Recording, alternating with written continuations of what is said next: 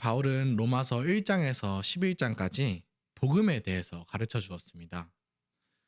그리고 12장부터는 복음을 믿는 성도가 어떻게 살아가야 하는지 그 순종의 내용에 대해서 가르칩니다. 죄에서 벗어날 수 없는 우리를 삼위 하나님께서 의롭게 하셨습니다. 우리는 믿음으로 그 값없는 은혜에 동참하게 되었습니다. 죄의 종으로 살아가던 우리를 의의 종으로 살아가게 하신 분이 바로 하나님이십니다. 오늘 말씀을 통해서 의의 종으로 살아가는 삶의 모습이 또 그 순종의 모습이 어떠해야 하는지 함께 살펴보겠습니다. 바울은 편지를 받은 이들에게 하나님의 모든 자비하심으로 권합니다.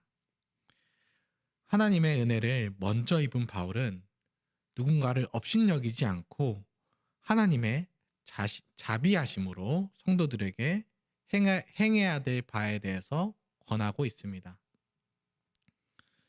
12장 1절을 읽어보겠습니다. 그러므로 형제들아 내가 하나님의 모든 자비하심으로 너희를 권하노니 너희 몸을 하나님이 기뻐하시는 거룩한 산 제물로 드리라. 이는 너희가 드릴 영적 예배니라. 당시 로마 사람들 중에는 몸을 악한 것으로 생각하고 또 영적인 것들을 신령한 것으로 생각하는 사람들이 있었습니다. 이것은 이분법적인 사상입니다. 그런 사람들에게 육체를 하나님께 드린다고 하는 것은 받아들이기 어려운 사실이었습니다. 하지만 바울이 이 구절에서 말한 의도는 실제 산 사람으로 제사를 드리라는 것이 아닙니다. 영적 예배라고 번역된 구절은 원어로 로기케라고 하는 단어를 사용하고 있습니다. 이 단어는 로고스에서 파생이 되었습니다. 많이들 아시겠지만 로고스는 말씀이라는 뜻입니다. 즉 복음을 믿게 된 우리는 우리의 살아있는 몸을 말씀에 대하여 죽은 사람처럼 제사를 드리라는 것입니다. 우리가 말씀을 따르는 이유는 말씀을 따른 만큼 복을 받고 천국에 갈 수 있기 때문만은 아닙니다. 먼저 하나님께서 부어주시는 그 복이 있기 때문에 우리가 말씀을 따르는 것이 무엇보다 합리적이기 때문입니다. 하나님의 자비하심을 입은 우리는 말씀을 따르는 것이 기쁨이 됩니다. 또한 우리가 하나님을 기뻐하는 것이 하나님께도 기쁨이 됩니다. 그렇다면 우리의 예배는 주일에만 그쳐서는 안 되겠습니다. 삶의 자리에서도 세상의 풍조를 따르지 않고 오로지 하나님을 기뻐하고 또 하나님이 기뻐하시는 뜻을 분별하며 살아가야 하겠습니다. 하나님의 자비가 우리가 속한 직장과 가정에서도 흘러가야 하겠습니다.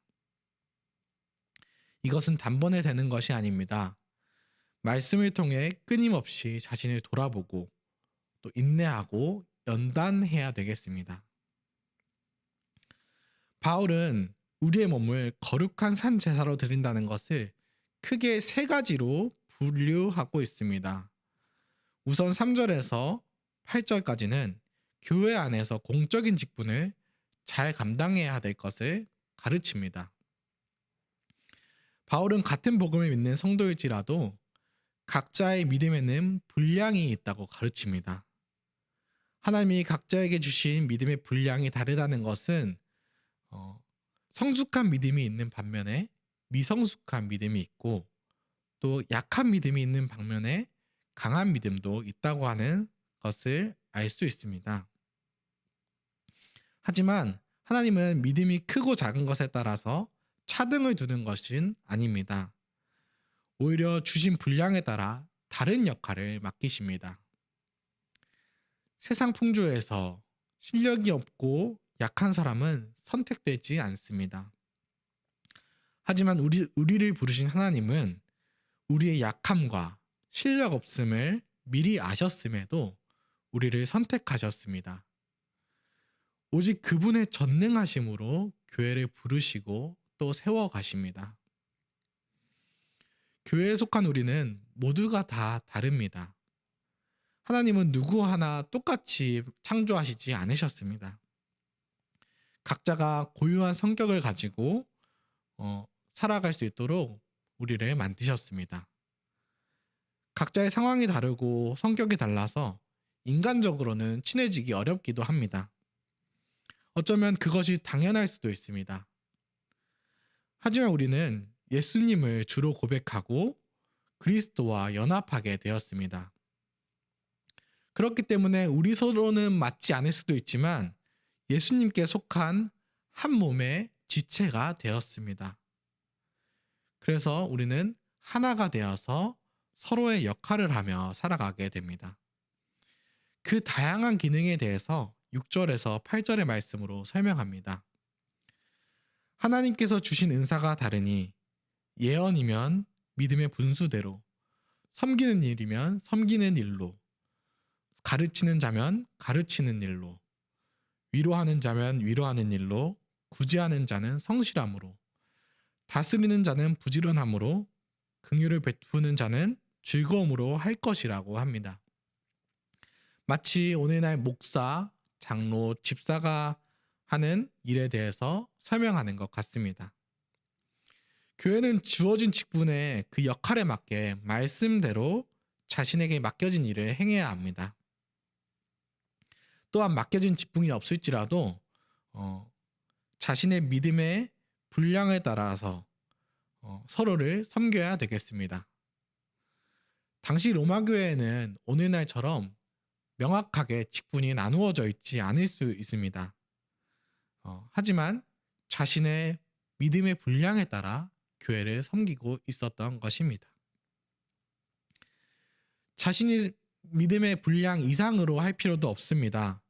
스스로를 잘 모르고 너무 과하게 섬겨서 남들과 비교하고 또 교회가 싫어지고 하나님을 믿기 어려워진다면 오히려 죄가 되는 것입니다.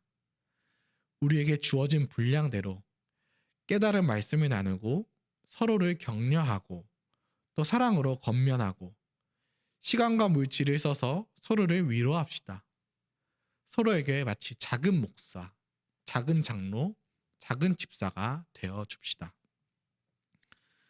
우리가 거룩한 산재물이 된다는 것은 직분적인 기능만 있는 것은 아닙니다.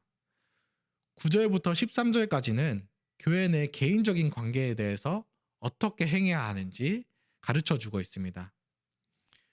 9절에서 사랑에는 거짓이 없나니 악을 미워하고 선에 속하라고 합니다. 우선 우리는 거짓 없이 행해야 합니다. 그리고 거짓 없이 사랑해야 합니다. 우리는 교회에서 위선적으로 변하기도 합니다. 사람들 앞에서는 온유하게 말하지만 예배를 마치고 집에 돌아가면서는 가족들과 다투기도 하고 다른 성도의 흉을 보기도 합니다. 나와 맞지 않다고 해서 혹은 그의 믿음이 연약하다고 해서 흉을 보는 것은 더 이상 사랑이 아닙니다. 우리의 사랑에는 거짓이 없어야 합니다. 거짓된 사랑은 오래 갈 수가 없습니다. 우리의 사랑이 교회에서만 행하는 것으로 머무른다면 결국 자녀 교육에는 실패하게 될 것입니다. 우리가 진실되게 형제를 사랑하고 또 서로를 대접할 뿐만 아니라 남을 낮게 여기며 존경할 수 있는 것은 그 사랑이 우리에게서 비롯된 것이 아니기 때문입니다. 우리의 사랑은 열심을 품고 주를 섬기는 것과 연결이 되어 있습니다. 우리가 성도들 간에 형제라고 부르는 것도 하나님을 믿기 때문입니다. 우리가 믿는 하나님은 천지의 창조주이신 하나님이시고 또 인간의 구원주이십니다. 우리는 이 같은 하나님을 믿고 있습니다. 비록 서로 다른 부모님에게서 났지만 서로를 형제라고 부를 수 있는 것입니다. 죄밖에 지을 수 없는 우리들이었지만 하나님이 먼저 우리를 사랑해 주셨기 때문에 우리가 서로를 사랑하고 존경할 수 있습니다. 소망 중에 즐거워하고 환난 중에 참고 기도하는 것은 우리의 주님이 하나님이시기 때문에 가능합니다. 우리 모두는 같은 하나님의 사랑 안에 있습니다. 우리가 악을 미워하고 선에 속할 수 있는 이유는 하나님께 속해 있기 때문입니다. 하나님께 속한 자로서 함께하는 지체들을 사랑합시다. 마지막으로 14절부터 21절까지의 말씀에서는 우리의 거룩한 산 제물로서의 삶이 개인의 삶에서도 이어져야 한다는 것을 가르치고 있습니다. 우리가 직장과 학교에서 거기서 만나는 사람들은 대부분 하나님을 믿지 않습니다. 직장의 목적은 수익 창출이고 학교의 목적은 성적을 내는 것입니다. 직장에 도움이 안 되고 또 성적이 나지 않는다면 그 학생들과 직원들은 소외되기 마련입니다. 우리가 그들과 똑같이 높은 곳에만 시선을 둔다면 그 마음의 목적을 두고 있다면 어떻게 되겠습니까? 오로지 성과에 눈이 멀어서 누군가 아파하고 또 상처받고 있는 것을 외면하게 될 것입니다. 그런 우리의 마음이 하나님을 향하고 있다고 할 수는 없습니다. 하나님의 마음이 향해야 되는 곳은 낮은 곳입니다. 도태되어 가는 이들을 외면하지 않고 또 도움의 손길을 내밀어 줄 수 있는 사람이 됩시다. 누군가를 도울 처지가 되지 않는다면 용납하는 사람이라도 됩시다. 우리가 선한 가치를 따르고 하나님의 사랑에 따라 행한다고 해서 사람들이 알아주지 않을 수 있습니다. 우리가 섬기는 자리를 자처하는 것은 우리만 아는 것일 수도 있습니다. 사람들은 선행을 베푸는 사람들을 도리어 이용하려고 듭니다. 오늘 바울은 그런 이들을 위해서 축복하라고 합니다. 바울이 편지를 쓰는 당시에는 실제로 예수님을 믿는다는 그 사실만으로 감옥에 가두기도 하고 박해하였습니다. 하지만 현대에 우리가 당하는 박해는 이러한 방식은 아닙니다. 허드렛 일을 하면 우습게 여기기도 하고 또 자신의 편에 서서 누군가를 함께 욕하지 않으면 우리까지 똑같이 따돌립니다. 그렇게 사람들이 우리를 박해하기 시작한다면 하루만 박해하는 것은 아닙니다. 아마도 만날 때마다 박해하게 하는 사람들도 있을 것입니다. 바울은 그런 이들을 위해서도 축복하라고 합니다. 오늘 마지막 절인 21절에서는 악에게 지지 말고 선으로 악을 이기라고 합니다. 우리를 박해하는 사람을 사랑하는 것은 정말 어렵습니다. 그럼에도 악한 것을 이기기 위해서 더 큰 악을 행하면 우리의 악이 커질 뿐입니다. 우리가 악을 이길 수 있는 유일한 방법은 선입니다. 우리가 복수에만 눈이 멀게 된다면 죄를 향한 마음만 커집니다. 악순환을 끊을 수가 없습니다. 인간은 그 악순환을 끊지 못해서 고통과 잔혹한 역사를 반복해 왔습니다. 이 악순환을 끄는 것은 바로 하나님이십니다. 그리스도께서 우리를 대신해서 죄를 뒤집어쓰고 박해를 받으셨습니다. 그리스도께서 제물이 되셔서 죽고 또 다시 부활하셨기 때문에 우리의 죄는 씻기어졌습니다. 하나님은 그리스도를 박해하던 인간에게 복수를 하지 않으시고 축복의 통로를 열어주셨습니다. 비록 원수를 사랑하는 것은 우리에게 너무나 어렵습니다. 적극적으로 사랑하기가 어렵다면 분쟁을 피하고 그들을 위해서 기도합시다. 심판은 우리의 역할이 아닙니다. 다만 주께 받은 사랑을 흘려보내 줍시다. 우리의 몸을 하나님께서 기뻐하시는 산제물로, 거룩한 그 산제물로 드립시다. 함께 기도합시다. 하늘에 계신 우리 아버지, 오늘 하루도 자비하심으로 말씀을 허락하시니 감사합니다. 오늘 말씀을 통해 교회에서 또한 삶의 자리에서 하나님이 기뻐하시는 산 제물로 우리의 몸을 드려야 한다는 것을 배웠습니다. 이 시대의 풍조를 따라 이리저리 흔들리던 저희에게 복음을 허락해 주시고 그리스도께서 저희의 지침이 되어 주시니 참으로 감사합니다. 다시는 죄에 빠지지 않고 싶습니다. 그 말씀을 통해 인내하고 연단해 가는 그 과정을 주님께서 지켜주시옵소서. 주님께서 허락하신 교회를 사랑으로 섬기게 하시고 우리에게 허락한 이웃을 위해서 기도하게 하여 주시옵소서. 저희를 괴롭히는 사람을 용서하는 것도 어려운데 축복하라고 하시니 그 말씀이 참 어렵게 느껴지기도 합니다.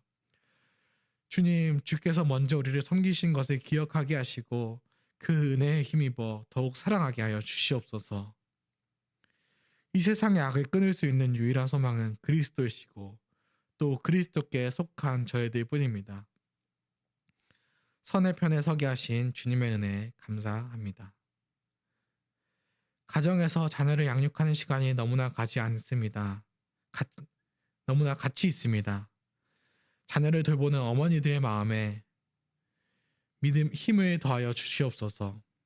목사님과 장로님과 집사님들이 자신의 직분을 감당할 때에도 주신 은사대로 그 믿음의 분량에 따라 섬기게 하여 주시옵소서. 그 이상도 하지 않게 하시고 자신의 한계를 인정하고 오직 주를 섬기는 일에 부지런하게 하여 주시옵소서. 형제를 사랑하는 것에 마음을 다하게 하여 주시옵소서.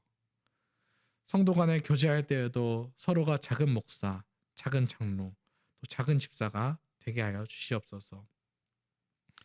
누군가가 소외되지 않고 함께 즐거워하고 함께 눈물 흘리는 교회가 되게 하여 주시옵소서. 오늘 하루 만나는 수많은 이들에게 악을 악으로 갚지 말고 선으로 악을 이기게 하여 주시옵소서. 지금도 질병으로 고통받는 이들을 회복시켜 주시고 재정으로 어려워하는 이들을 살펴주시옵소서. 이 세상을 선으로 인도해 가시는 하나님께 감사드립니다. 예수님의 이름으로 기도합니다. 은혜로운 기도 시간이 되시기를 바랍니다.